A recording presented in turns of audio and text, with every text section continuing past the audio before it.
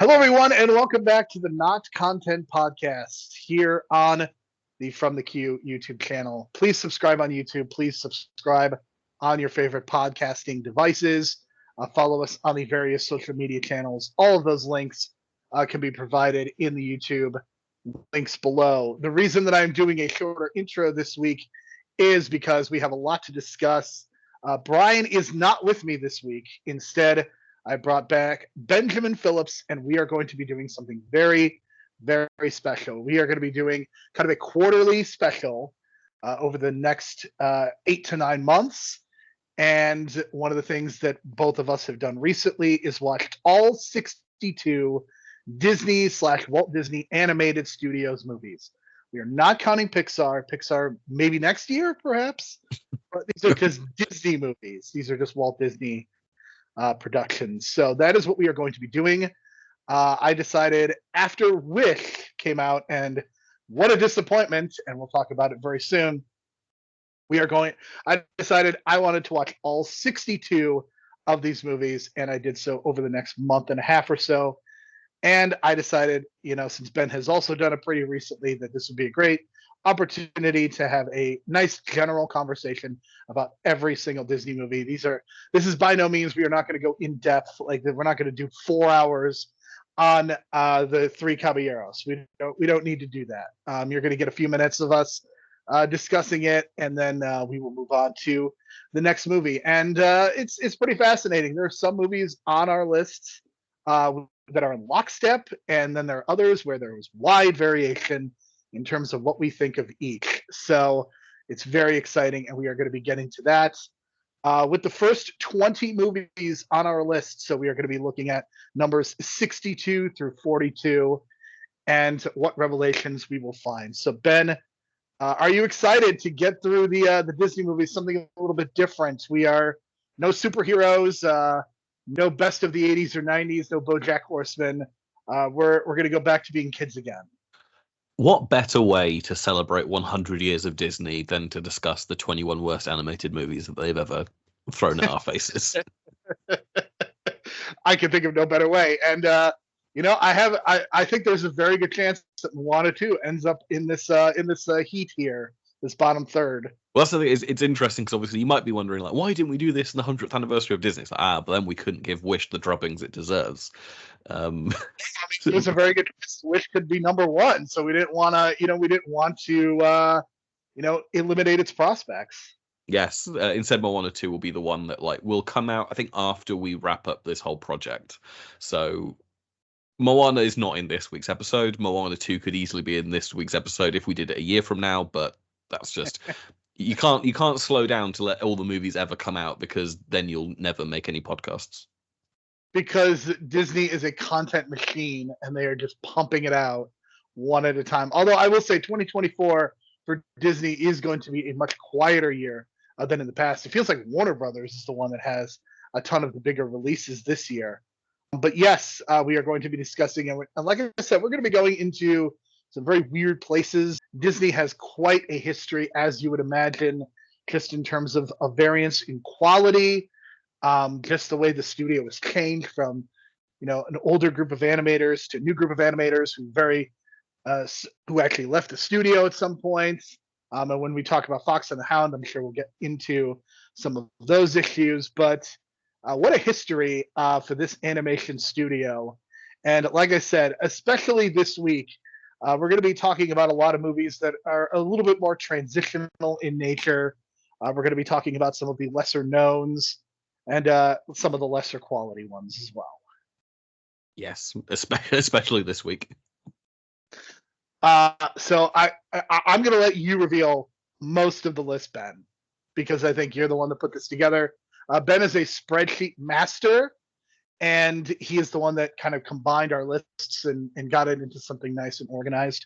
So again, I believe that Ben is the one that should be the one to reveal everything, but I'm just going to take number 62. It gives me great pleasure to announce that we can objectively say that Chicken Little is the worst animated movie in the history of Walt Disney Studios. Yeah, I just had to think, do I have Cars 2 lower than this in a like a Disney Pixar combined thing, and I think no, Chicken Little is definitely the worst one. This is like 2005. It's Disney's first foray into full CG animation. You might say, oh, but what about Dinosaur? Dinosaur isn't full CG because it's got those real photo backdrops and all the rest of it. Chicken Little is their answer to Pixar after almost 10 years of that company existing and doing theatrical length films, and it is uniquely awful. It is every single thing wrong with American animation in the mid 2000s. It's pulling people who have no real right to be voicing characters from television shows and celebrity to voice characters. It is a terrible mashup of a famous fairy tale with doing nothing interesting to add to it. It looks really, really, really ugly, really boring as well. There's nothing redeeming about this movie, really. It's loud, it's obnoxious, it's just very poorly conceived. Incredibly, I took I have a younger sister who's 10 years younger, so she was at about the age when she would be into Disney as a child, and I took her to see this in theaters, Benjamin. Theaters, I saw this, and boy, did I hate it. Yeah, I can't imagine going to see this in theaters. Like, luckily at this point, I've just aged out of going to see like all of the Disney movies in cinema. Like, I'm like right at that perfect age, like be all into the Renaissance and see all the reissues of the old Disney movies and stuff like that. And right as the kind of the wheels fell off the truck in this dark age of the Disneys in the mid 2000s, I was like, yeah, I'm not seeing this in cinema. And I don't think I returned to see a Disney movie in the cinema until, God, I don't think I did until Moana, to be honest. Like, even when people were saying about them, I was still catching them at home. I just didn't go back. I was back for Pixar by like 2008, 2009, but like not for Disney proper. I remember seeing Bolt in theaters. I remember seeing that with actually some of my classmates, and some of my coworkers were actually animate, like they wanted to be professional animators. So I do remember seeing Bolt of all movies in theaters, but I was definitely kind of in and out. I definitely wasn't seeing every Disney movie consistently. Like I did not see Mulan in theaters. I didn't see Frozen in theaters. Somehow I saw Chicken Little, and I have many regrets. I will never watch this movie again. This is just, and I went into this thinking like I got to see if I can find something redeeming about it, and boy, I just can't think of it. I mean, I guess Joan Cusack isn't awful, but the rest of the movie, and like you said, it's just very ugly. It feels like they're trying to do DreamWorks in some ways, like like a direct response to, okay, the first two Shrek movies have been a really big deal, so we're going to kind of try to do our own thing. And anytime Disney tries to do snarky outside of the Marvel movies, I just don't think it works. I think Disney's brand is sincerity and music and emotional connection, and anytime they deviate from that, and the next movie I think also covers that as well, they get themselves into a lot of trouble. Yeah, number 61 is the kind of the death of 2D animation at the House of Mouse. It is Home on the Range, which is just, again, uniquely awful. Very, like, it almost looks like a Flash animated movie. Like, you don't think there's any money invested into this whatsoever. It's very clear that, like you mentioned, DreamWorks, but like DreamWorks is absolutely running the show, as is Pixar, but like DreamWorks in particular in terms of like just those big grosses but lowest common denominator esque movies. And I don't even understand what, like, 'cause previously you could tell with Disney movies kind of like what the core concept is behind it, like where they're pulling from in terms of our culture. And this is just, they wanted to make a feminist cowboy movie, but like have it be anthropomorphic animals. I can barely remember it. I just remember it like looking really looking ugly, which is going to be a trend with a lot of these kind of mid 2000s movies. Like, even when we go back to movies from the 1940s, I'm not going to be saying that they look ugly. They certainly look cheaper than the kind of the stuff either side of them in the 30s and in the 50s, but like they're not ugly in a way that some of these mid 2000s movies are. And so much of them are just kind of, they go in one ear and out the other ear in terms of what they're content there actually is in them. The nicest thing I can say about Home on the Range is that it is much more watchable than Chicken Little. It is not good. I'm not going to sit here and tell you that it's good, but I think there's a gulf between the two in terms of quality. Like if you force me to, I could watch Home on the Range again. I never want to watch Chicken Little again, and I guess that's kind of the difference for me.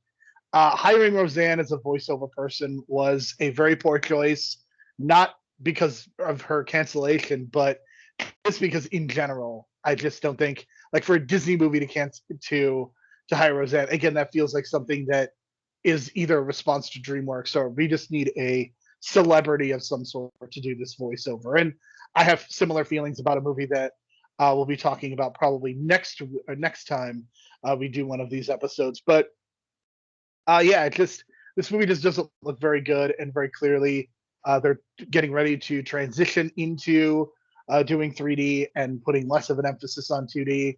And it just feels really unfortunate that we have not had a true 2D movie since obviously The Princess and the Frog. But this was very much like the last gasp of it. And it stinks that this is like, and again, I know we have Princess and the Frog to talk about, but this is like the last gasp truly of 2D as something that Disney was going to focus on. And the box office reflects how poor this was. And yeah, the movie's just not very good. It's bad. Yeah, it's the dying gasp of a company trying to stay with the times and stuff like that, and just not sure what they're trying to do. And you see another one of these attempts at number 60 to kind of like figure out what kids want. And we got Meet the Robinsons, which is again an early 3D for Disney. I know there are some people who are like big defenders of this movie.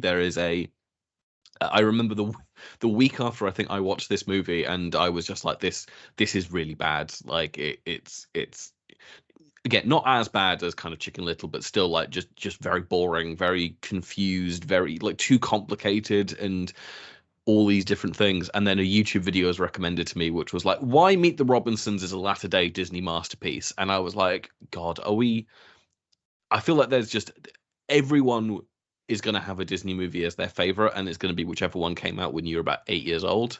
And it's important to remember that. And I just feel sorry for those kids who were born in kind of like the early to 2000s to late 90s, who growing up are going to have this like collection of Chicken Little and Home on the Range and Meet the Robinsons as their like the Disney movies that came out as their first movies they probably would have seen in the cinema, because it pales so much in comparison to what was coming out in the 90s and to what was coming out in the 2010s, in just the gulf of quality between them.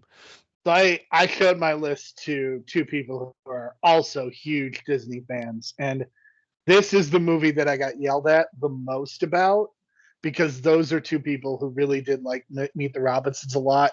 And I mean, I don't see it. I don't see this movie's appeal at all, really. It's a very poorly told time travel story. It doesn't look very good. And again, I understand that a movie that was made in 2007 is not going to look great in 2024, but I can still watch the original Toy Story and Bug's Life. And even though those movies don't look perfect, I still think they hold up mostly. I also think, again, those movies just have so much better craftsmanship in terms of story and music. So that helps those movies a lot. And this movie doesn't really have any of those things going for it. And this is a movie that I had never seen before. So I was very curious to know, because like you, I saw kind of these wide ranging opinions on this. And I was, I didn't really know where I was going to come down on it. But at the end of the day, this is not great. And it absolutely deserves to be number 60 on our list. And people are going to yell at us. I mean, bring it on, because I just don't think that this movie is defensible. It just feels like Disney didn't know what they were doing at this point, and especially when you get into 2007, 8, and 9, I think you have some very confused movies. Yeah, I think especially when you're comparing it to the Pixar offerings, which are like Ratatouille, Wall-E, Up, which are like kind of like, this is the second window of Pixar kind of like figuring out what they want to do as an independent business before Disney buys them.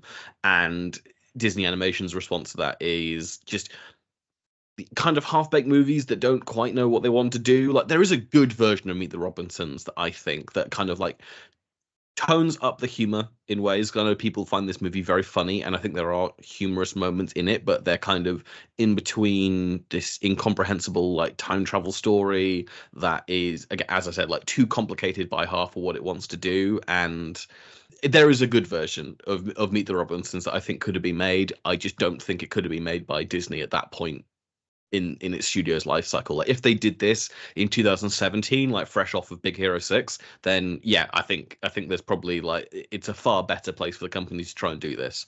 But where this is, no, it's kind of a disappointment all around.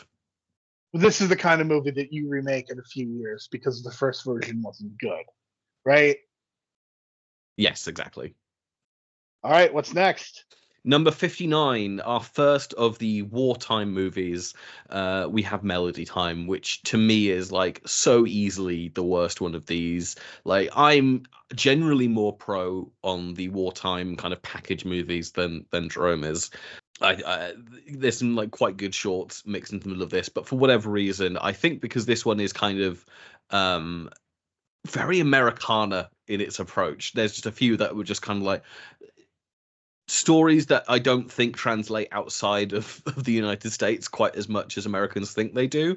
Like I just remember the Legend of Johnny Appleseed boring me to tears. It's definitely in this era of kind of like problematic storytelling in Disney's oeuvre. Like I mean, Pecos Bill feels kind of very borderline being kind of offensive. Yeah, like I don't know. The whatever they decided of the kind of the connective tissue between the seven shorts in this one just did not ring true to me, and just kind of felt like the only kind of like outright bad one of the package movies during this era of Disney. So I'm going to fill in some background because I think it's important for listeners to know kind of the background of these movies, and correct me if I'm wrong if I get any of the if I misspeak on any of this. So the deal was that Disney as a studio was kind of struggling financially, and with the war and so many animators going away and the American public maybe not going to the movies as much, they decided that in order to survive, they were going to make kind of these easy to make, like quote unquote, as you said, wartime movies where they kind of attach like basic stories, basic music. They do not as good of animation as you would see in like Bambi or Snow White. And the idea is we're going to release these movies basically every year or every other year, basically in the 1940s, to keep the studio alive and to keep it afloat so that they could do kind of the movies that they wanted to do once the war was over. And that's what you get with this and 6 of the other movies that we're going to be talking about in this very episode. Am I speaking to that correctly? Yeah. So it's basically just we have some animators who haven't been drafted, or even like they've come back from the war. Because I think the first one comes out in 1943 and is, we'll get to it, but it's kind of more of a tourism board video than anything else. And then once the war is over, they just kind of have these shorter form animation movies that will come out before they can like get all their ducks in a row and release kind of a big return to form in 1950. Yeah, they certainly look cheaper. They certainly feel cheaper. They're kind of like a few animators working on each individual story rather than the full teams of sweeping animators working on across everything. It's a very interesting time for the company, and probably the least seen series of movies that they've got out of anything. So yeah, so you're spot on in terms of that, and it is just this kind of this one brief era, and it feels like they maybe wouldn't have done it if it hadn't been for the success of Fantasia, to kind of attempt this, because obviously Disney had been doing shorts, and you would have seen them when you went to the cinema and whatnot. But like this is the first time that they're kind of like picking up a few of them and putting them out into theatrical releases, and a lot of the shorts I had actually seen. Maybe not the ones from Melody Time, but like in other ones of these movies, they kind of like chopped them up and put them onto different VHS releases and themed them in different ways. And so it's interesting to see them in the first release context that they would have been seen in the 1940s, rather than me as a kid in the 90s getting a collection of kind of like Melody Time or something, or not Melody Time, but like the silly symphonies and whatnot, and having a few of these shorts out of context, but in a different context. I think it's hard. I just think it's hard to rank these movies compared to some of the other ones, because I think the purpose of these movies is very different. Because again, I think understanding the context of, we're literally just making these movies to stay alive, pretty much, is very different than we're trying to make something that, like, even regardless of our feelings on Meet the Robinsons, Home on the Range, and Chicken Little, like, clearly those movies are made to both make money, but they're also trying to tell a story here. And this just feels like we're just putting this together so that we can get some extra cash and hang around and be able to make the movies we want to make once the war is over. Yeah, it's the difference between the movies they're making in the mid 2000s are when they're a studio who is not the most desirable place to work in animation. Like, you've got the increase in television animation that's coming up, and so like people are wanting to work for Nickelodeon and Cartoon Network, and DreamWorks is coming up and is a powerhouse, and Pixar is probably the number one place that people want to work. And so Disney Animation Studios is kind of old-fashioned, backwards in terms of how it's doing this stuff, and is just not attracting the talent that it needs to pull this forward, versus these movies where they're all directed by the guys who were doing Bambi and Dumbo and Fantasia and Pinocchio, but instead they're being just done in this way that kind of like compromises them, and as you say, like, it's impossible to truly rate them alongside the other movies, because then they're not cinematic movies in the same way, and they're not even cinematic movies in the same way that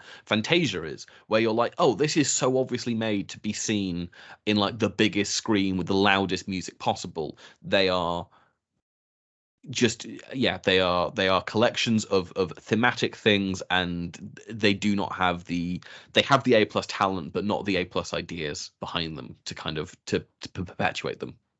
Well, you mentioned that Melody Time was very much Americana, and who else would you want telling the history of America than Disney, Ben? And I think the next film speaks to the accuracy of this studio in terms of history. Yeah, number 58, we of course have Pocahontas, which is I don't want to say our most controversial opinion on this list, but it's certainly one that I've definitely shown people and they've gone like, no. Pocahontas is like, that's like one of the great Disney movies, like Color of the Wind and all of this stuff. And it's just, Pocahontas is such a misstep in this era where Disney seemingly could not make a single misstep. It's just, I think you probably have a better ability to kind of like sum up kind of like what the things are that it does wrong. But like, it's just, number one, it is very boring, even if it looks gorgeous. And then you have all the problematic racial, historical, ahistorical. You just can't separate it. I'm sorry. Yeah. Like, I understand that if you take away the history part of it, like if you say, okay, we're going to eliminate all that, I think this is maybe mid-tier, probably. But when you include that context, you can't. I can't separate it. I cannot separate the way that indigenous people have been treated in the United States and separate that from this just utter disgrace of a movie. The idea of having Pocahontas fall in love with John Smith, and John Smith not be a complete racist and not want to just completely take over. It is absolutely absurd. The sad part is, like, if you were to do a movie about the real Pocahontas, there is a really interesting movie to be made, and this just doesn't have any interest in doing that. I think that there are elements of this movie, I agree with you, that look gorgeous. The quality of the animation is why this is at number 62. And I do think that there are one or two good songs in here as well. So I can't say that it's completely devoid of value. It mostly is. And maybe never speak of Pocahontas again. And again, I know that Disney has been on this live action remake kick. I have a feeling they're going to try to remake this, like maybe as a non-musical, maybe as something more accurate. But boy, am I not looking forward to the discourse whenever they try. It is very funny that they are doing Lilo and Stitch before they do Pocahontas. I mean, that is, it is. that is a clear sign that they are terrified about what the reaction to this movie is. Obviously, they also haven't yet done Snow White, but Snow White is coming next year. Like, they've kind of reached the bottom of like what are the ones that we can remake, and we're basically down to, in terms of unannounced ones, it's like Frozen and this in terms of their mid-90s run, and like, I mean, Hunchback is another one that's going to be very difficult for them to do in live action, but just fundamentally, Well, of course they're going to cast Josh Gad as Quasimodo, and that'll work. That won't be problematic at all. No, but yeah, but Pocahontas is just, if you are looking for, I mean, I can't speak to the historical accuracy of it either, but Terrence Malick's New World is a absolutely fantastic, tremendous movie from 2005. I'm sure there are some things that people would like take issue with, but like in terms of its treatment of the kind of like the story of Native Americans at this point, I think it's a lot more successful than Disney's attempt is from 10 years beforehand. For sure. But at 57 is Dinosaur, which I alluded to earlier as a hybrid kind of like 3D animated live action thing, where like all of the backdrops in this movie are like real still photographs that they've kind of like superimposed very bad photorealistic dinosaurs on top of. This thing is like, I had this a lot lower than you did. I think kind of about 6 spaces lower than you did on your list, Jerome. Still, both of us in the kind of the bottom 10. But I think this thing is ugly. It's boring. This is one that I did go see in the cinema. I owned the PlayStation 1 game for this. Oh my for God. this movie. There's a PlayStation 1 game? All of these things have a PlayStation 1 or PlayStation 2 game, I'm absolutely sure. It is... I never finished the first level for this game. Oh my God. How is it that Disney and Pixar both have dinosaur movies that don't really exist? Yes, it's like, you'd think that like in a world in which Cars is the most successful merchandise arm of Pixar, you think that them doing a dinosaur movie, which absolutely has to be a calculated move on their part, like, oh, this will attract the boys, let's have them play around with some cool dinosaur figures, Good Dinosaur 2 coming in 2021 or whatever, and instead both of them are so dull, so boring. Both of them are kind of the same story, which is basically a riff on like Land Before Time from kind of like 10-15 years before and this Land movie. Before Time, while not great, I would definitely watch that over either one of these. Yes, absolutely. And they made fucking 9 of those movies. And instead it's just this, again, it's this thing of like, we need to go to different places to kind of like find a land for us. And it's the most bare bones plot, and it's like, and again, like, it just feels like there's only one story you can tell with dinosaurs, it feels like, in this world, which is basically the life of the dinosaurs is coming to the end, even though dinosaurs existed for like millions of years. Like, you could do so much stuff with this. Yes, the definitive story of dinosaurs is the meteorite hitting the world and kind of like causing this extinction level event, but it's just all we focus on. And I just want a cool dinosaur movie that's not really boring. It's profoundly bizarre to me, because I think the only way that you can make a dinosaur movie interesting is you have to do a couple of things. One, you have to go like full Jurassic Park, bring the dinosaurs to modern times. That is one of the only ways that you can tell a different story. Or you have to make it a sitcom like Dinosaurs from the early 90s, which is really underrated. Like, that sitcom, people should go watch that instead of this movie, because it actually has interesting things to say about modern culture and environmentalism. Boy, the early 90s loved environmentalism, and we will address that on the next episode. But for right now, let's move quickly away and let's talk about a tourism video. Yes, number 56 is Saludos Amigos, which was commissioned, I believe, by the United States Department of State as like basically propaganda to promote Latin America in the 1940s. It is not technically, well, it is a war movie because it comes out in 1942, right in the middle of the Second World War.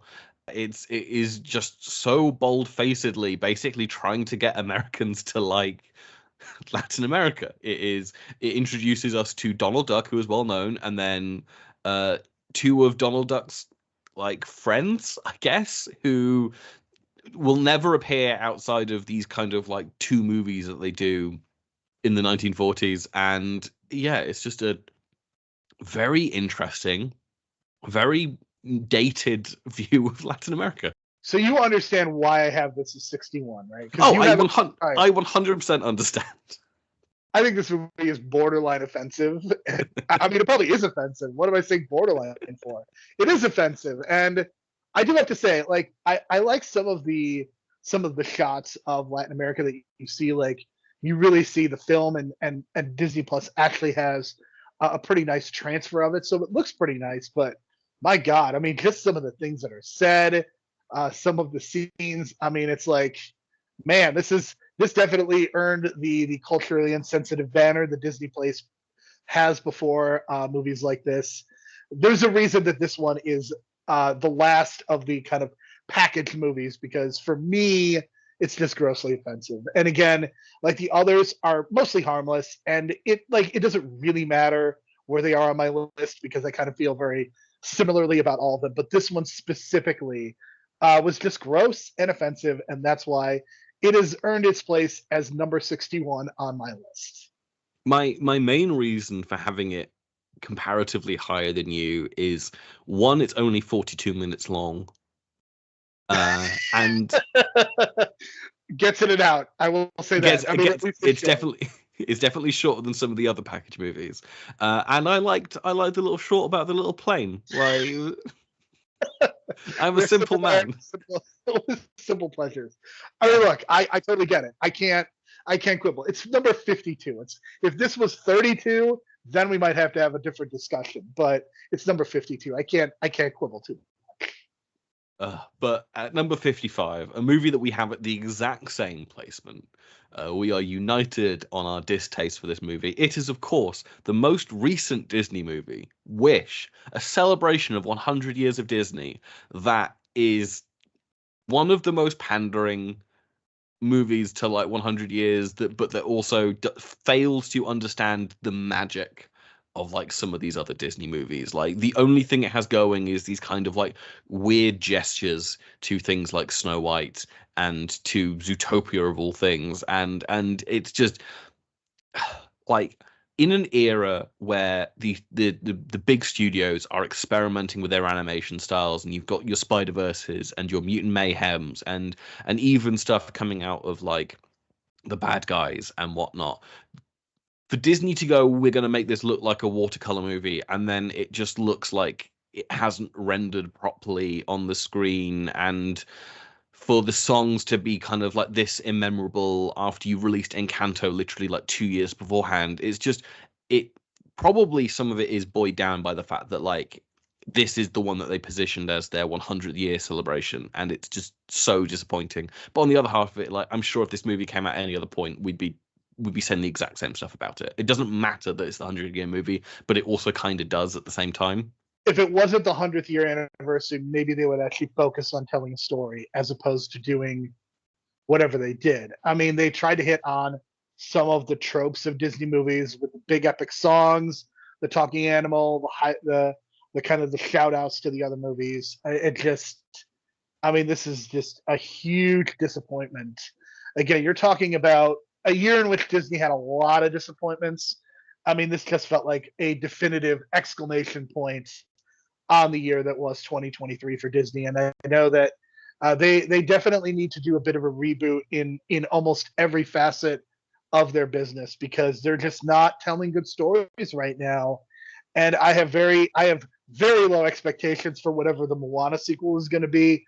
But again, this was such a huge disappointment. And I think the story does have some potential as okay, this is the ultimate rendering of like what Jiminy Cricket sang about in Pinocchio all those years ago.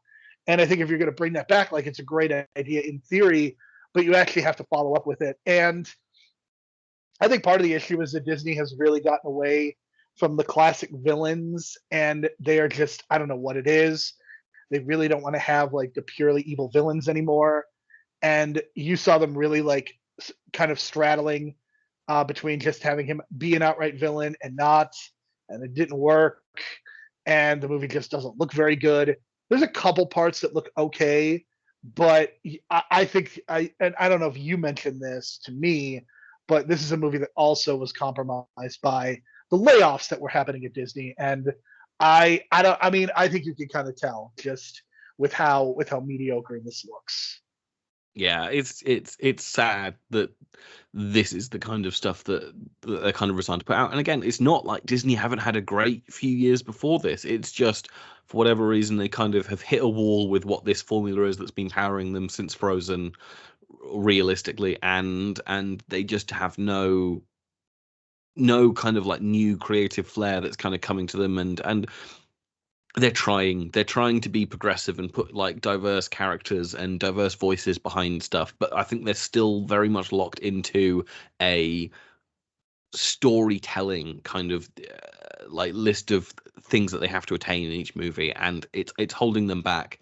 And part of me wonders is how much of this is like finally we're feeling the loss of Lasseter. And I'm not saying that Lasseter was like a good guy. He definitely should have been let go from Disney, but I feel like he is someone who had a creative control over this stuff, and he probably was spread thin across all the animation projects, but the Disney animation side has definitely taken a noticeable down kick since he's left, and they haven't replaced him with someone who is as distinctive and authoritative a voice on how to actually make these movies. I mean, I think part of the other issue is that I think a lot of creatives are perhaps shifting away from Disney. I mean, think about the fact that the director of the Teenage Mutant Ninja Turtles Mutant Mayhem movie, he did that movie for for Netflix, and then instead of like doing anything for Disney, like he goes ahead and does this. And I mean, that's somebody who specifically, like Disney probably needs someone like that because Teenage Mutant Ninja Turtles Mutant Mayhem, while it is kind of derivative in that it's about a franchise that's been around for 40 years, like it has a very distinct voice, and that is not something that I can say that Disney really has right now. And it's really really unfortunate. And Jeff Rowe is the guy that I'm thinking of, and he does the Mitchells versus the Machines as well, which I really liked. I know you're a bit cooler on Netflix animation than I am, but I think that movie is really excellent. And again, this is the kind of guy that like you automatically would think would just go to Disney at some point, and now he's not. Now he's going to go do another Turtles movie, and perhaps get his choice of a passion project after that. So it's just, I think that there is a huge talent drain that's going on. And again, Pixar is obviously part of this as well. Like if you're going to work for one of the animation studios, like why wouldn't you want to work for Pixar instead? I think that might also be part of the problem. I mean, eventually it feels like Pixar and Disney animated studios are going to become one at some point. Yeah, I feel like it probably will head that way. At least at the moment, the companies have got distinct enough visions in terms of what they're doing. But the fact that both of them are kind of increasingly falling into that sequel well is really distressing. Like, Yeah, both of them should be able to be putting out new IP, and both of them have put out good new IP in the last like 3 or 4 years. So it's not like there isn't a wealth of creative ideas that could be capitalized on. But the fact that we're heading into a world where Moana 2 and Zootopia 2 are the next 2 movies coming out from Disney, and from Pixar it's Inside Out 2, and it's like, God, like even during the pandemic, you didn't realize how good we had it with like Soul and Raya and Encanto and Turning Red and Luca, and yeah, it's wild how. yeah. I think, and it's weird to me. I think Encanto has almost become very underrated. I feel like it hit the zeitgeist because of the song. We don't want to talk about Bruno, and it just feels like that movie had a moment, and it's a really strange thing because it just feels like that's one of those movies that feels like it really hit at a certain point and doesn't really get talked about enough now. But it's a perfect example of the kind of thing that Disney should be doing, and they're not. Yes, absolutely. At number 54, we have the last kind of bad era for Disney. If we're kind of going for post-pandemic Disney, we're going for war Disney, we're going for mid-2000s Disney, we also have to talk about mid-80s Disney, which is being represented here by Oliver and Company, which is, of course, an adaptation of Oliver Twist, featuring cats and dogs, and with a incredible 80s soundtrack led by all sorts of people who we all know and love from the 80s. But obviously, most prominently, it is, oh God, who is the most prominently, it is, of course, Billy Joel and Huey Lewis, whatnot, is the soundtrack to this movie. Ben, you could almost say this is a love letter to New York too, right? Yes. A well-known city related to Oliver Twist. When we think Oliver Twist, we immediately go New York City. You know, it's remarkable to me how Disney almost always feels timeless. Like even the bad Disney movies, I think, have that element of like a movie like Wish very much feels like a timeless movie that in a good way feels like out of place with what is going on. This movie is so 1980s. It hits you in the face. Just like Chicken Little is very much 2005 Oliver and Company. I mean, it could not be more 80s, and it just feels so out of place for it to feel this way. And again, you're talking about kind of this transitional point, and you're talking about, you know, right after this, you know, we're going to get into, you know, Little Mermaid and things like that. But yeah, this movie just doesn't work. It's not very good. Again, the late 80s and early 90s, what a haven talking dog movies and talking cat movies, because you also get All Dogs Go to Heaven. You also get Homeward Bound. You get a ton of these, Milo and Otis. You get just a ton of these kinds of movies. And boy, oh boy, are all of them kind of just mediocre. And yeah, I don't really have a lot to say about this. It's kind of a generic plot. I think there's some okay voiceover stuff. It's definitely not great though. No, I mean, I'm just having a look at the Wikipedia page. This movie has 13 credited story writers on it, which I have to assume, like, this movie absolutely has to be reaction to two things, which is obviously the failure of the Black Cauldron and the kind of the rise of Don Bluth at the same time. Like, this feels more like a Don Bluth movie than anything else Disney are doing at this point in time. It's doing the thing that Disney shouldn't be doing, which is to copy someone else in terms of like what the general public want, instead of doing something that feels like a passion project and finding out that the audience really like it. And obviously that is literally what they're going to do a year after this with the release of Little Mermaid. But when this one comes out, it is just so openly copying someone else's thing, and makes it so much more disappointing because of that. For sure. Up next, we have two package movies in a row. 1 second, I do want to just quickly go back. Do you know who wrote the screenplay for Oliver and Company? I do not. James Mangold. That is absolutely amazing. I don't know. Do I see anything in common with this in the most recent Indiana Jones? I don't. But it feels like he really just likes New York sometimes, man. He does really like New York sometimes. But yeah, as you say, we've got two package movies in a row. Next one up is the sequel to Saludos Amigos, The Three Caballeros. This one is it's definitely much less offensive. Yes, I mean it's no longer well, it still has the live action stuff, doesn't it? Like, they still have live action sequences featuring people, but it's less trying to appeal to kind of like middle class Americans, to just give Latin America a chance, give it a go, you'll like it there. Yeah, I feel I'm kind of ambivalent about this movie, like I am with all the package movies. I think this one is a little bit better. I think the music's a little bit better, so that's why I'm a little bit more into this one. And again, it's not as grossly offensive, so that's why it ended up as 52 on my list. Yeah, I had them basically. One was 52, one was 53. They kind of like fit really nicely together.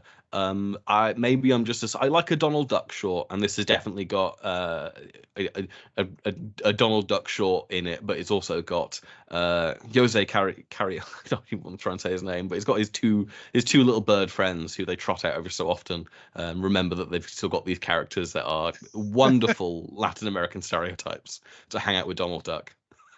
I guess Um, they and Lola Bunny and what other rejected animated characters can we think of that are kind of just in off somewhere in their own little world? yes. And now a movie which I had several places higher, but is maybe one of the most traumatizing things that I've ever seen, which is Fun and Fancy Free, which is unique in this era in that it has a live action wraparound on the outside, which is hosted by Edgar Bergen, who is I don't even know how to he's like a ventriloquist, isn't he? So he's got like two puppets that are narrating this to a small child, and then we go into some actually decent Disney shorts. But in this kind of like 73-minute long movie, there is like 10-15 minutes of some of the most terrifying ventriloquism that you'll ever see in your entire life. Yeah, that's for sure. This is definitely one of the better packaged movies, and this one ended up a little bit higher for that reason. And yeah, I think it's funny that they had Jiminy Cricket. Like, it really feels like for a while there, Jiminy Cricket was going to be more so the mascot of Disney than Mickey. I don't know if you Yes, got that impression, but Jiminy absolutely. was clearly a big hit after Pinocchio. That is very clear to me. But it's very weird that Jiminy Cricket isn't like the host of this entire thing. It's like Jiminy Cricket shows up and then he's like, and now we're going to see what's happening inside this house. And then you go to just horror, like sheer horror for this thing.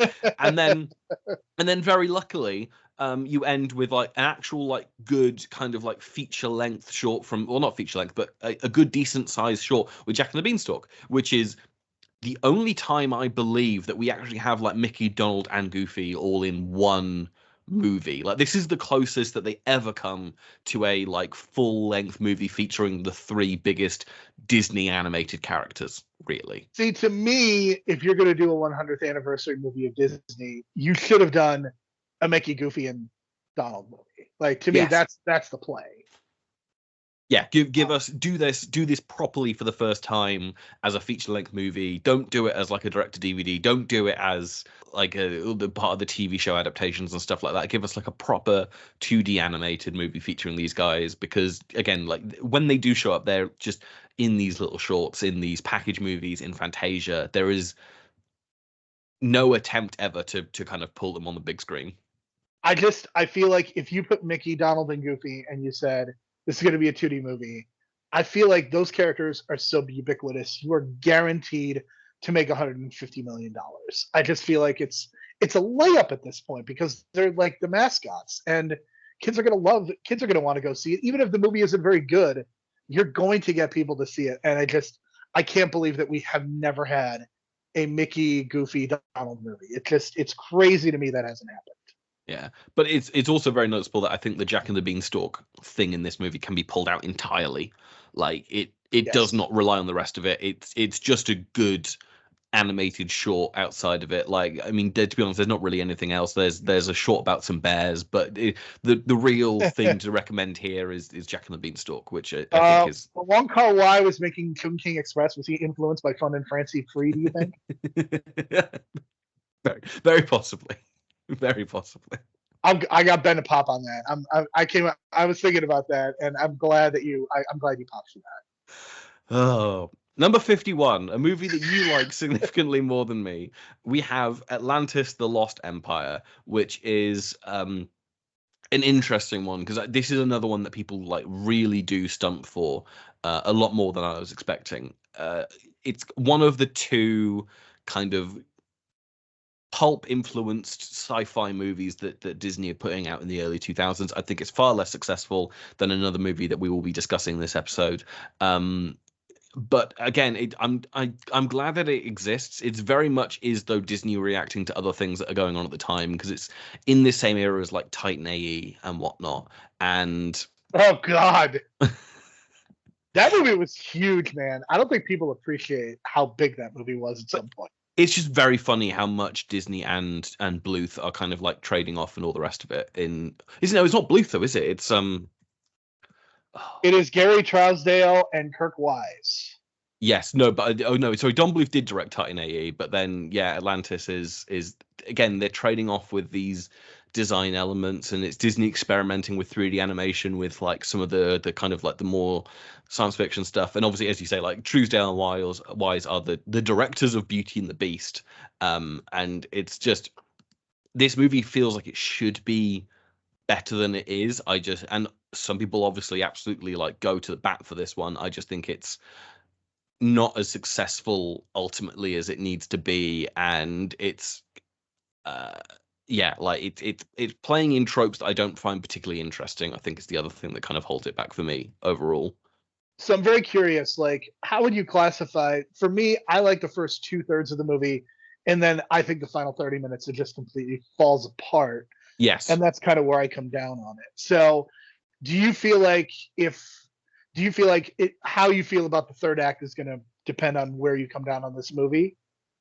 I do think so, but then it's also weird because I think people find a lot of the characters very hot. I definitely see a lot of kind of like people on TikTok talking about how much they think that Milo and Kida are kind of like two really hot characters, and this is like a bisexual awakening for them because you've also got the this completely misses me. This is fascinating. I mean, obviously this is like the my generation, people who are slightly younger. I'm 9 years old when this movie comes out, and it's definitely a movie which has got a broad range of different types, but it's also got multiple kind of like strong women because you also have the female engineer, don't you, who's kind of in the overalls, which definitely feels like a like an appeal to a certain type of woman. I feel like Disney is contractually obligated to put a woman in STEM now. See the Dumbo remake for more. Yes, but yeah, I mean, I sympathize with, not sympathize. I understand there are people who like this one, but just not for me. It definitely feels like, again, even if you're not thinking of these sci-fi movies, like it's still very similar to like El Dorado and stuff like that. There's just a lot of this genre of movie that was going around in the late 90s, early 2000s, and everyone's got different favorites for them, but they're all playing on this kind of like 1940s, 1950s pulp stuff, and I don't know where that influence is coming from. I don't know. I think it's interesting to me that I'm older than you. This comes out like right around the time, like this should be one of your favorites because you were 9 when this came out. So it's just fascinating to me that it's higher on my list than you. And I saw this one in the cinema. Like I definitely saw this one in the cinema. And we definitely do have ones that are like my Disney movie that I'm going to have a lot higher than you, and we'll discuss those in future episodes because I've actually managed to like fight them up a little bit. But this one is just this one is not one that works for me. I don't know if it's just I never watched it in between me seeing it at the cinema and then me watching it again as part of the rewatch. But yeah, just not my cup of tea ultimately. Yeah, I think it's okay. I have a 43. Ben has it at 54.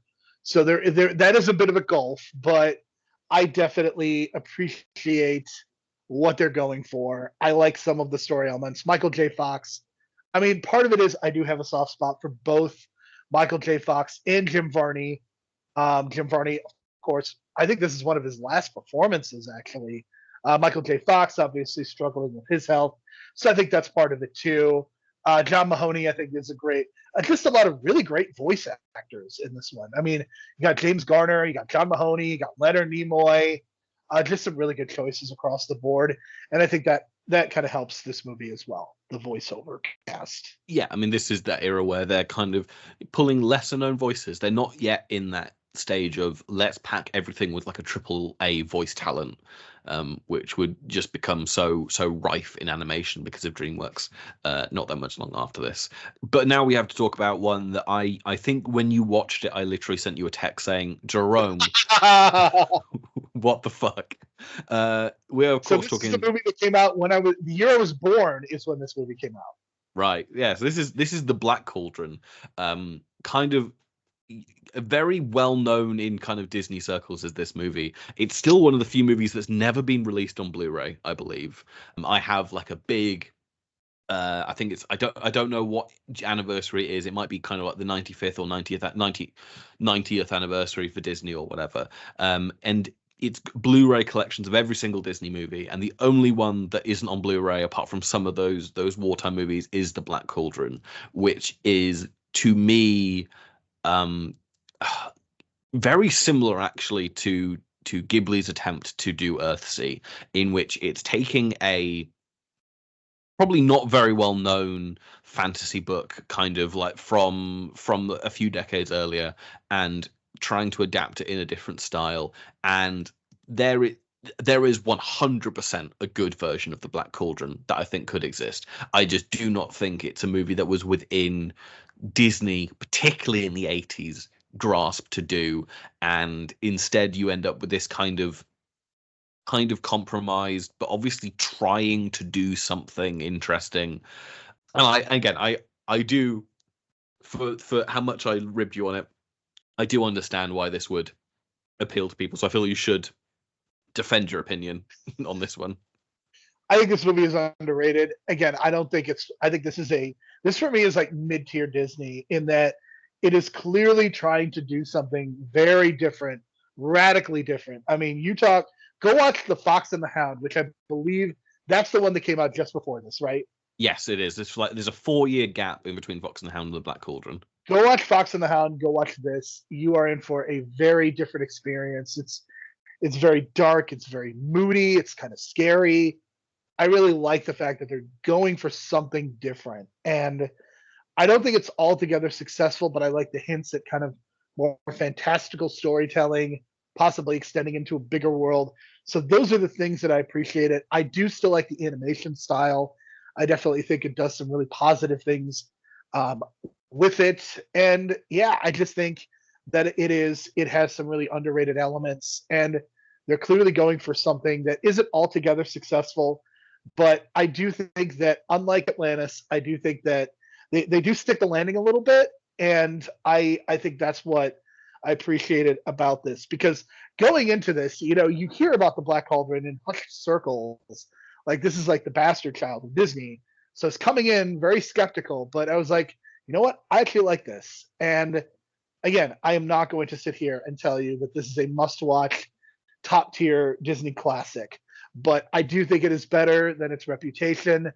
I do think this deserves kind of a nice Blu-ray where you clean it up a little bit, because I'd be very curious to see. And I would also say it's funny to me that Disney is so obsessed with doing these remakes. This is the movie you should probably remake, because you could do it better now, and they're not going to do it.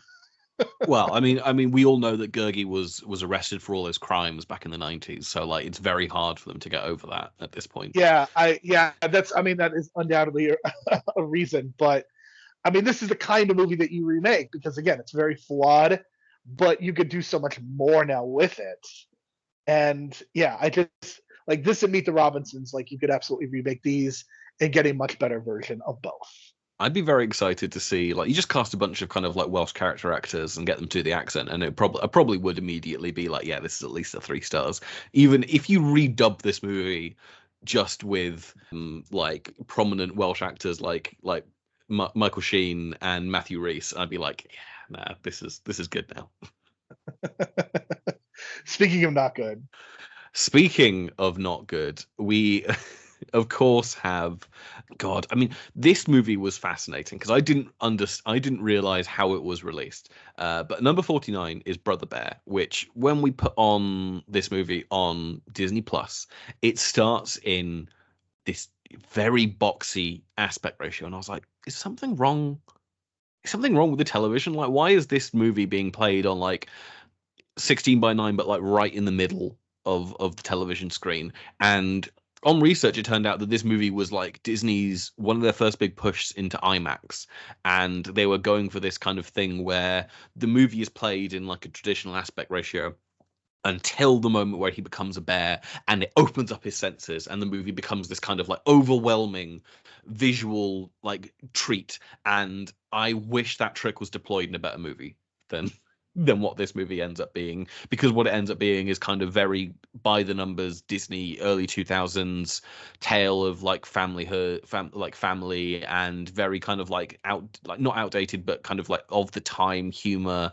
It isn't a movie that's going to play that well kind of like 10-15 years later, because even though it's a movie about talking animals who would have no interest in pop culture, it's still got those kind of jokes in there. And it's just, yeah, like they've lost that magic touch from the 90s by this point, even if they've still got the technical stuff. It is definitely compromised. I think, again, I like Joaquin Phoenix. I think does a good job here. You get one of the few Rick Moranis performances here. I like their interactions. I think this movie actually looks a little bit better than you're giving it credit for. Oh no, I think the movie looks. I think the movie looks fantastic. To be okay, clear. Okay.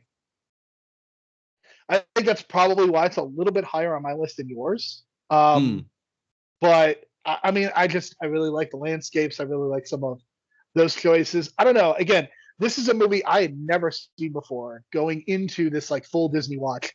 So my expectations were low.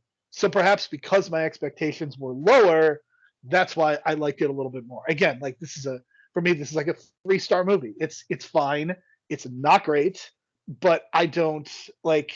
Again, I think that much of it has not aged very well, but I don't think that this movie is grossly offensive. But boy, Disney sure did love Phil Collins, didn't they?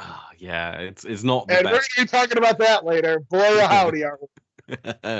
But before we get to that, we have to get to number 48, Make Mine Music.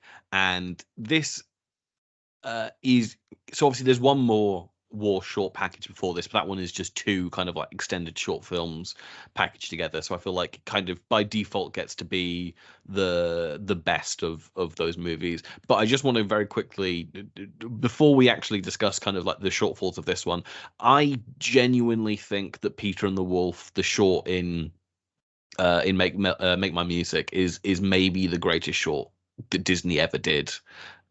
In the kind of 90s. I think it's truly wonderful. Like in the context of my score, you have to think that like I've given Peter and the Wolf like 5 stars and all the others like 2 stars in this kind of movie, to kind of like get the full context of like how I'm grading this movie. I just think that Peter and the Wolf is truly wonderful, and I'll now let you, Jerome, talk about everything else in this movie.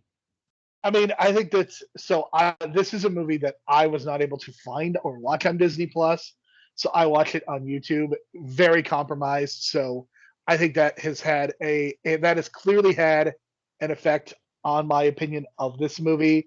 And it's just really strange to me that we get a short about a sperm whale of all things. And you can sing. You can sing. Now we know where Warner Brothers got the frog from. Just imagine a world where the WB frog is instead the WB sperm whale. It made you go silent. Why put that image in my brain? We also get Casey at the Bats, which is it's something, all right. I mean, I don't really have a lot to say about this one. I do agree with you. Peter and the Wolf is by far the best of these, and I mean, has this gotten a Blu-ray release at all? Because I remember I definitely owned Peter and the Wolf on like a standalone VHS at some point, and it's very possible that Peter and the Wolf is like on Disney Plus as its own thing. It's just very weird to think that like in the middle of like this one short movie collection that for whatever reason is the only Disney animation classic that's not on Disney Plus, there is just this wonderful piece of kind of like Disney history. But yeah, I have to assume that like there almost definitely has to be some way to still watch Pete and the Wolf on its own. Pete and the Wolf is not on Disney Plus. Oh my God, what are you doing, Disney?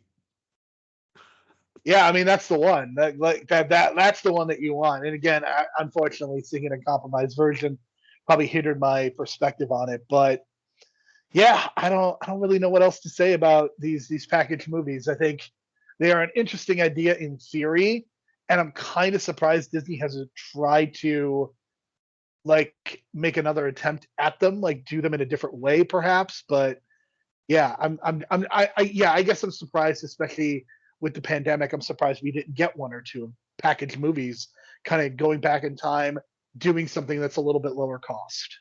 Yeah. Apparently, Peter and the Wolf was actually reissued. They did a re-release of Fantasia the year after Make My Music, and they attached Peter and the Wolf before Fantasia, which I feel like that's the perfect way to have Peter and the Wolf, is like as a little chaser before you watch Fantasia. I feel like it's the only one of these shorts that I would elevate to the level of, like, maybe not like quite in the conversation of Fantasia, because obviously that is such a different theatrical cinematic beast, but like it's within touching ground of like being able to play in that same world essentially. And yeah. Hey, instead of showing the Argyle trailer for 17 goddamn years, how about we have a short movie instead? I am convinced that Argyle bombed because that trailer just annoyed everybody to death. Yes, I mean, on a brief tangent, but like still related to this, I finally over Christmas was with my family, and they were kind of playing a lot of kind of Frozen stuff because it's Christmas and they like Frozen. So like I was just kind of like passively watching all these Frozen shorts and stuff like that. And the Frozen short that was attached to, was it Incredibles 2, or the one that was like so famously long that they had to pull no, it it's from? Coco. It's Coco. Oh, it's Coco. Yeah. So I never saw Coco with that attached to it, so I didn't realize. And then I was sat there, and then about 20 minutes in, I was like, this isn't wrapping up. Like, what is happening right now? And it wasn't until at the time that I was like, this is like 40 minutes. Like, no, it was 22 minutes because it was originally supposed to be broadcast on ABC. So it is 20 goddamn minutes though. It feels like 40 though. It does. That's probably what but it was just, I was just like, it was insane. I was like, imagine taking your 5-year-old to go see Coco, and then that came on, and I was like, yeah, I'd be royally pissed as well if they were like, I want to see the Day of the Dead movie, and instead they got a surprise Frozen television show. But yeah, we're not talking about Frozen, and instead we are talking about the movie that is actually relatively related to Frozen, in that both times this movie has come out, it's been immediately followed by a Frozen movie. Number 47 is Ralph Breaks the Internet. You know, I remember really liking this. I saw this in theaters. I remember really liking it a lot. And then I rewatched it and I was like, oh, this isn't nearly as good as I remembered. It's one of the longest Disney releases. It is a very clunky plot. It just takes a long time for it to get going. I really feel like we almost should have just started in like the Grand Theft Auto knockoff world. I almost feel like we should have started there. It's just it is a far inferior movie to the original Ralph, and it's really unfortunate because I think that the first one was so much fun. I think there's still fun elements to this one, but it just feels like that this one kind of contradicts and compromises the story that was told in the first one. Yeah, it's weird for a movie that, I mean, I feel like it had a very specific era of video games to talk about in that first movie.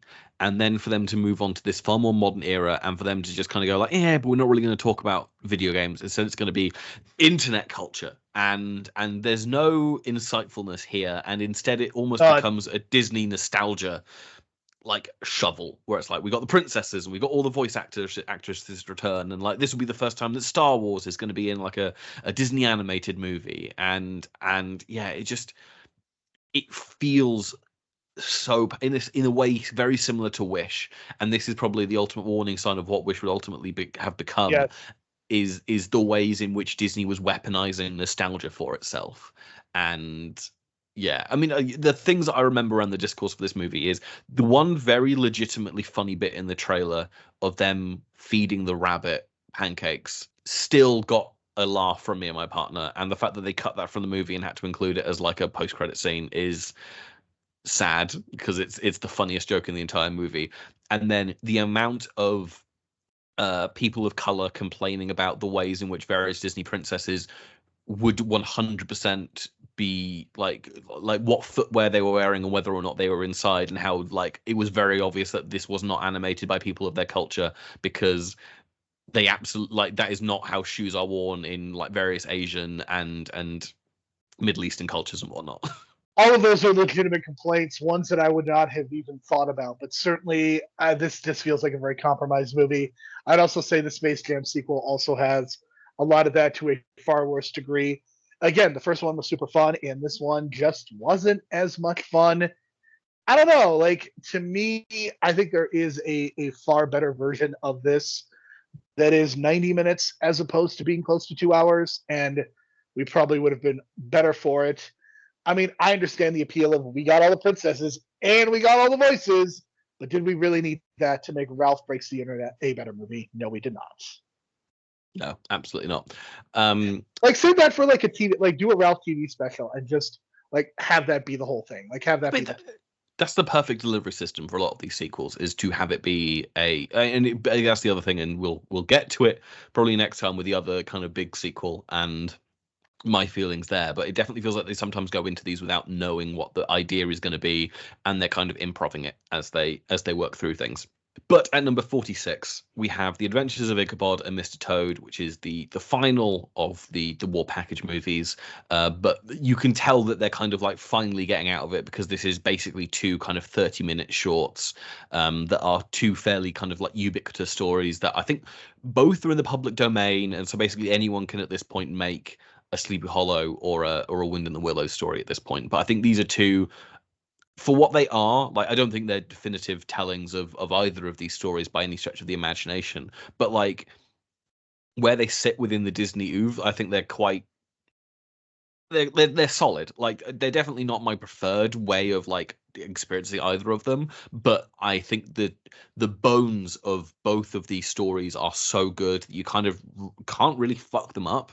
And it's more just weird that they've kind of packaged these two things together, because they're very, very different. Like, one is obviously a story of totally very different.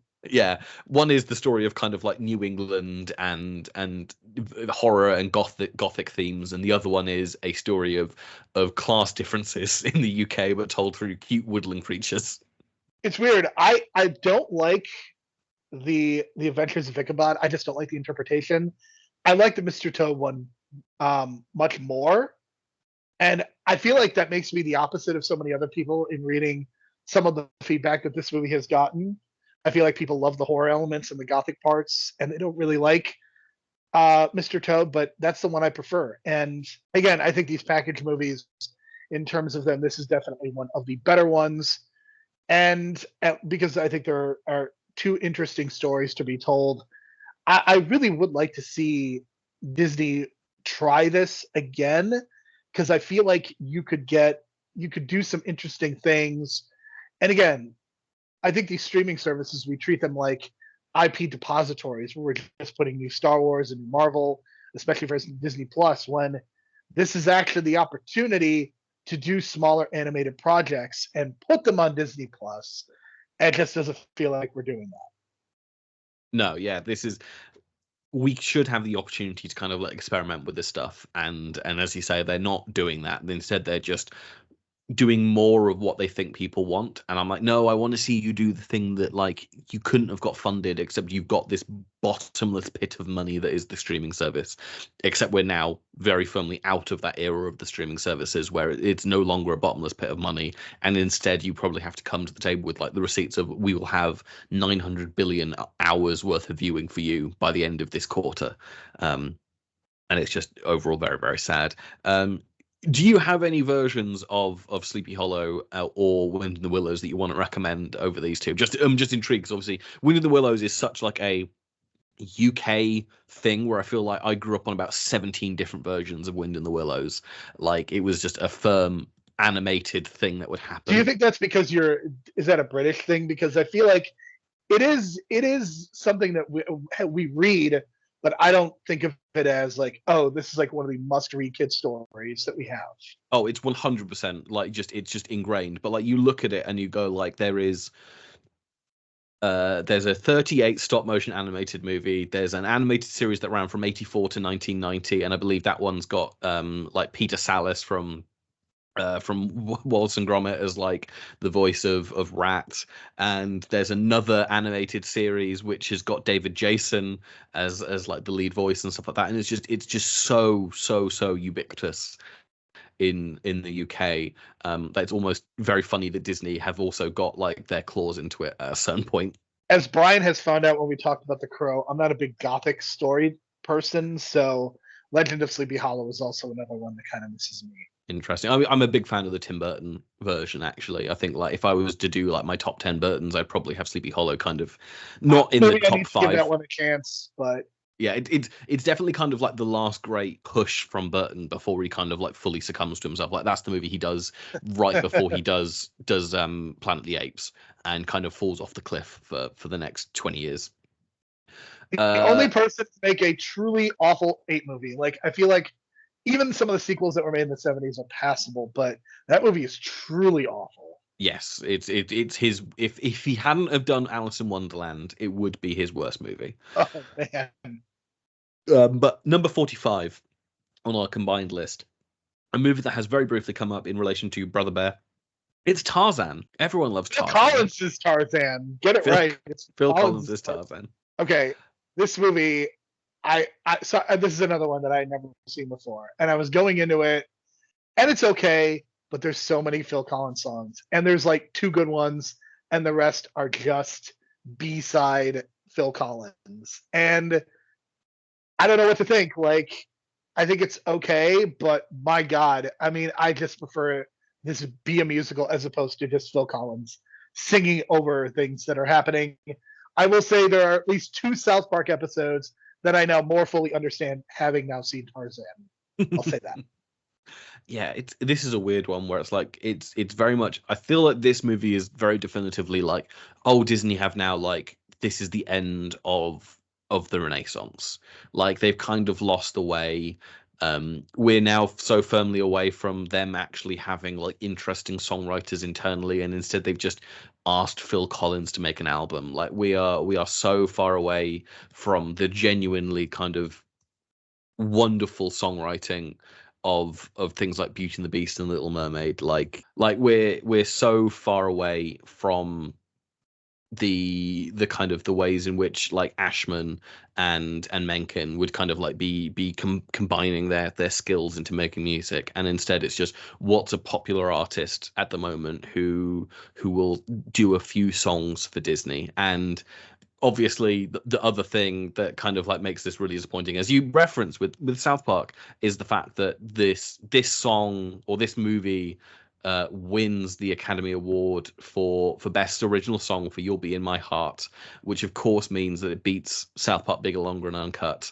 And one of the great joys of those kind of like the 72nd Oscars is the Blame Canada performance led by Robin Williams, which is truly wonderful.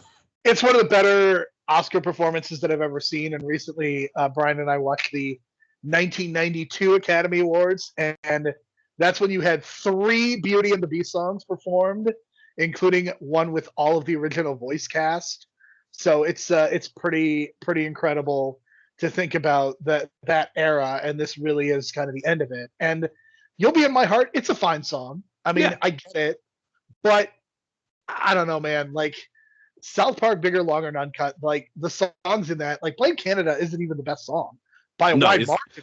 It's the only one without swears, which is why it's the one that's kind of like in the show. And I mean, the other really embarrassing thing is the fact that you've got When She Loved Me from Toy Story 2 is up for Best Original Song that year, and it's like, which I feel like has definitely like stood in terms of like what it means to the actual movie. When She Loved Me is far more important than You'll Be in My Heart is to Tarzan. Like you could have just done any score over the top of the scene that You'll Be in My Heart play over, and it would have had the same effect. It's also the origin story of Pixar Makes Me Cry. Yes, absolutely. But I mean, Tarzan again, it's hard to. It's weird to think the kind of like the change that happens over the course of the next few movies, where like the movies get uglier or the budgets start to get chopped because they're not making as much money anymore.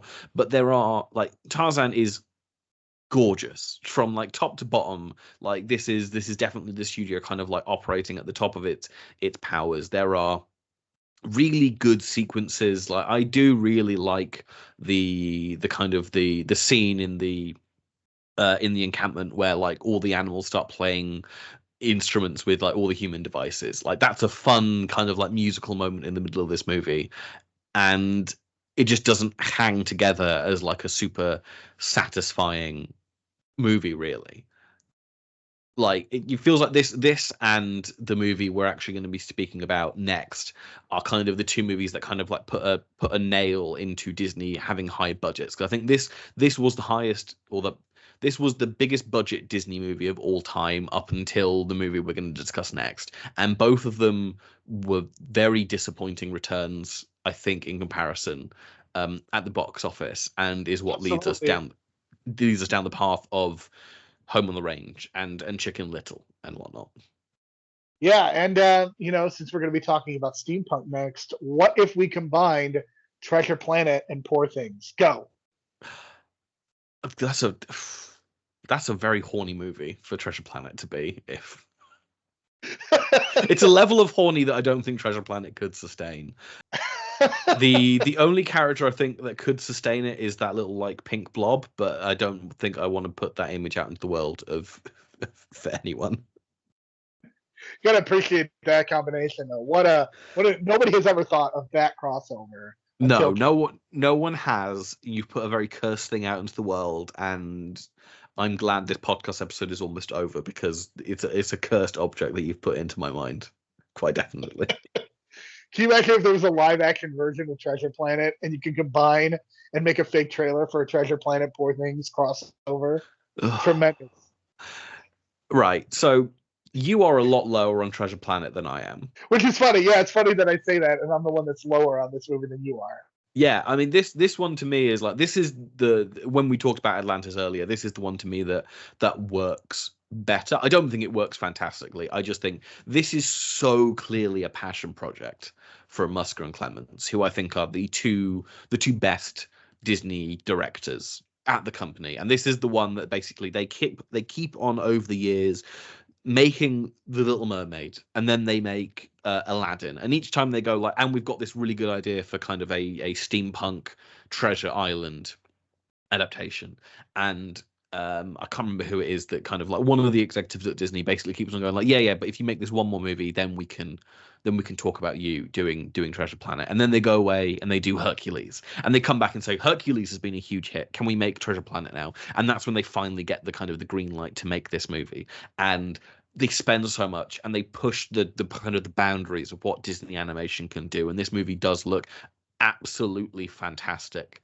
But ultimately it just doesn't come together. There's too many things that feel like they're compromised because they're having to do things within the bounds of what Disney wants them to do. The moment in the movie when the Goo Goo Dolls song or the John Resnick song comes on, and it feels so out of place with everything else in this movie, and the fact that there are like not one but two kind of like cute sidekick characters, and I don't know, like this one to me feels like the greatest opportunity to be almost great, and it's almost more painful that it's kind of just at like a 6 out of 10 ultimately.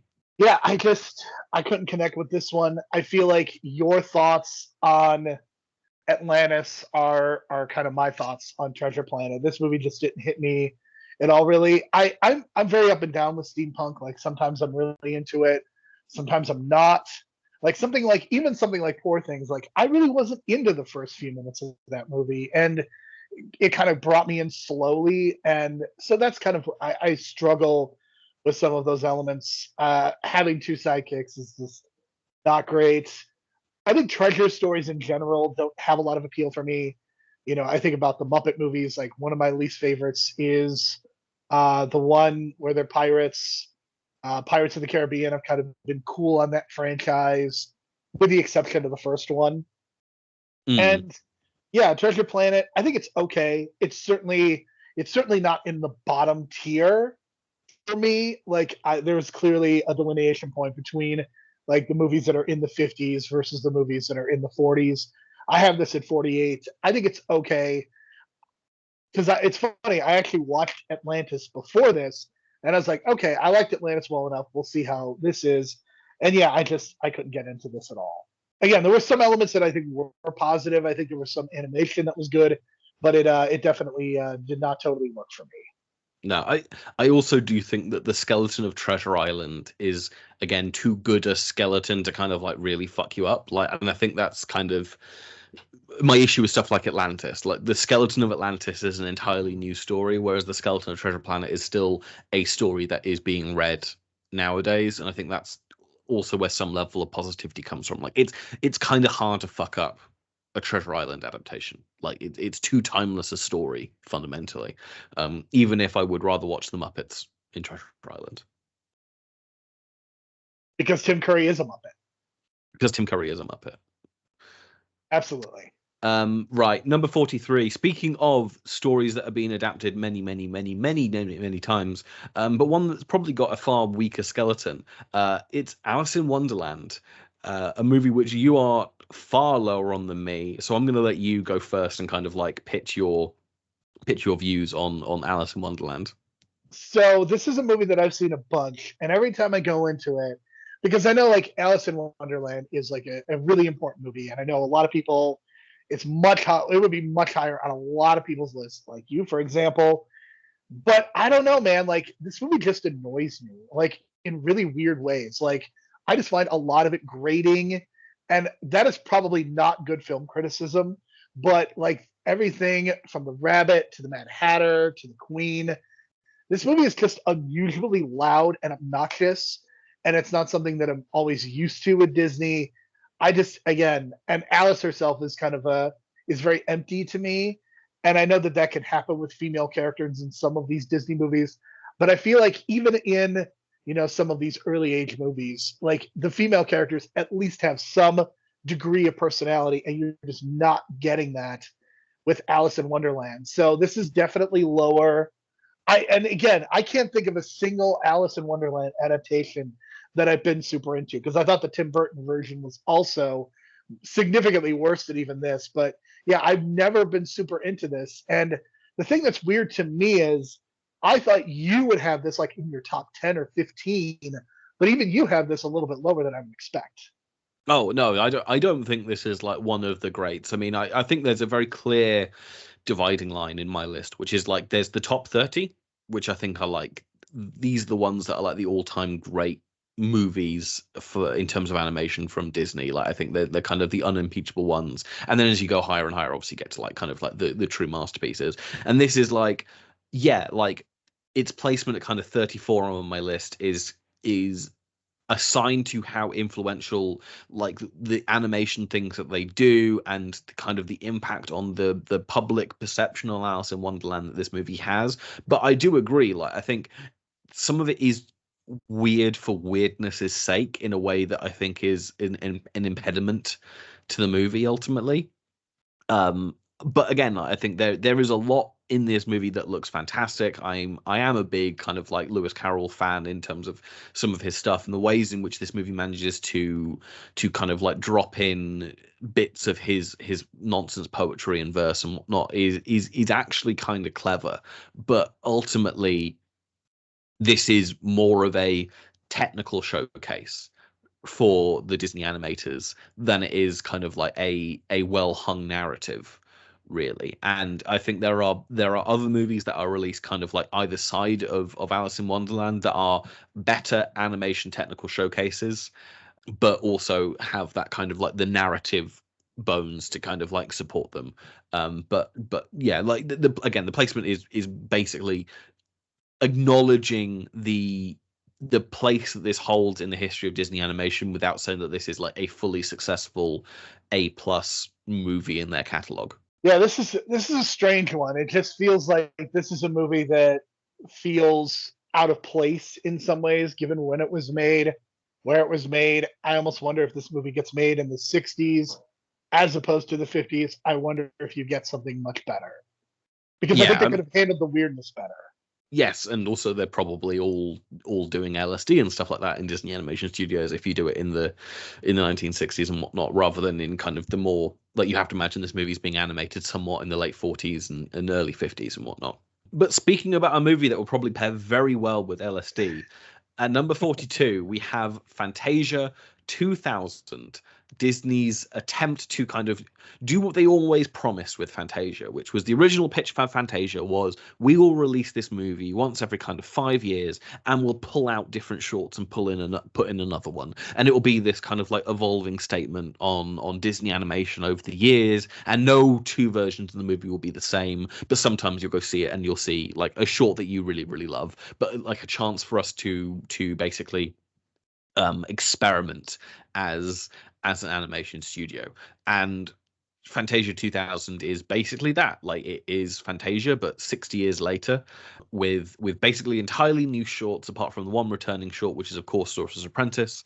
But this to me is kind of like the true farewell to 2D animation from Disney, because this is basically a flex of kind of like just under an hour and a half in terms of like some of the best animators in the world post the Renaissance, kind of just doing some like truly insane stuff. And again, like very similar to when I was talking about Peter and the Wolf earlier, Rhapsody in Blue is maybe like one of the all-time great animation shorts.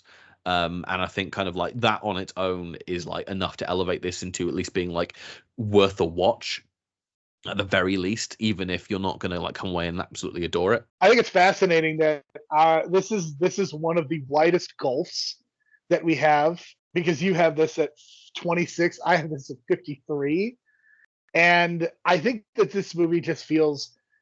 I appreciate what you said.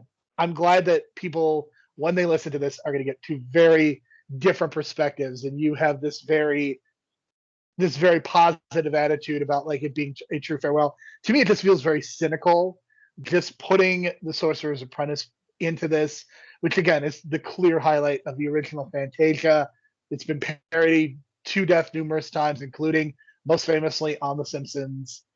I think the first Fantasia is incredible. This just feels like, for me, this feels like a straight to DVD sequel.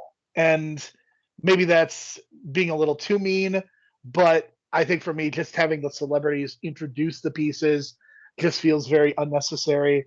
Like the first one, you basically have a conductor. The second one, you have celebrities doing it. And it just, for me, it doesn't work. And part of this is like, in terms of music, you are much more in tune with like music and music culture than I am. So I think that also plays a role. I think there are some good animation moments in this, but for me, this just feels like a far less version of the original. And again, I think in a world where there are like Fantasias that are coming out every 5 years, like maybe this would play better if it was just, part of another Fantasia and just kind of showing the evolution of Disney animation. But I don't know, man, like this did not work for me. Yeah, I can understand why. I think the animation in this is like truly fantastic, but I think the thing that holds it back is I do think there is just a change in the aesthetic of animation in the kind of the 90s that makes it look so much cleaner than what's going on in the 1940s, that does lend to this feeling of like, when you watch this, it does feel more direct to video, even though I think it's a perception thing rather than a factual thing, because I do think the animation in this is like genuinely top notch. But yeah, I think it's also maybe some of it is like you're able to see it in terms of like an entire package, whereas I'm kind of like elevating individual moments. I feel like is the trend I'm getting from a lot of these kind of like package movies, where like I'm able to latch onto the one that I really like, and I'm able to take that up to and at least this has got this in it, so therefore it's a positive viewing experience for me. Whereas you're like, well, yes, that was better, but like it still doesn't bring up the kind of the 3 bad shorts that were included in this thing. But again, I think it's good. I mean, I think disagreement is good. I think if this list was just very uniform, I think it'd be boring. So I'm glad that we are able to bring 2 different perspectives, and people can either agree with us, disagree with us, or be somewhere in the middle. Because next week we're gonna have some spicy takes next week. Let me tell you. Yeah, I feel like the next episode we do, which I'm just going to look at the calendar, will be, so what, this is coming out in April. The next one will be have to wait July? until July, yeah. So July will be our next drop. But July is going to be the one where we're probably going to come to blows. 'Cause I feel like everything in this episode we all had in that kind of that bottom 20. Uh-huh. Like if there's anything that kind of like goes forward, it's like in the low 30s or whatnot. Whereas next Yes. week there are legitimate like top 20 movies for both of us. But once we get into the top 20, I think again it's going to be much more peaceful because I think you and I are in general agreement about Yes. the top 20. But next week in July when we reconvene, that's going to be a drag out affair because I'm looking at some of these. There is literally a movie that you have number 7 and I have 45. Yes. So that should just show you kind of where we're headed next month. Yep. Or in 3 months, I should say. In 3 months, yes. But this has been fun. I've enjoyed this. It's been good to kind of like get the bad ones out of the way. I'm sure these episodes are going to get like increasingly long as we move through it as well. I mean, my God, this one is almost 2 hours, and we're talking about the bad movies. Yes, absolutely. I mean, to be honest, I'm actually shocked we didn't go 2 hours. Like 90 minutes on 20 movies is like really good for me because I remember when I would sit down with Matt to record our podcast, and he was always go, I'd come into this thinking we'd be out within an hour, and you somehow have the ability to, or like this one definitely cannot go more than an hour, and you somehow have the ability to talk about any movie for an hour, a bare minimum. Yeah, when our July episode is probably going to be the longest one, but we will see how that all turns out. Ben, do you have anything to plug? I have absolutely nothing to plug. I've got some writing things that I want to get out of my system at some point, but I have just not really doing much recently. I've been recuperating, relaxing, enjoying my free time whilst also planning a wedding. So hopefully once I've got like the last few suppliers locked in, I'm going to start like writing some stuff. And I'll have more to plug when we get to the July episode. So yeah, so nothing to plug from this time. All right, so for Ben, my name is Jerome. Thank you so much for listening. We will talk to you again in July as we will be talking about, I believe, numbers 41 through 21 in the Disney rankings.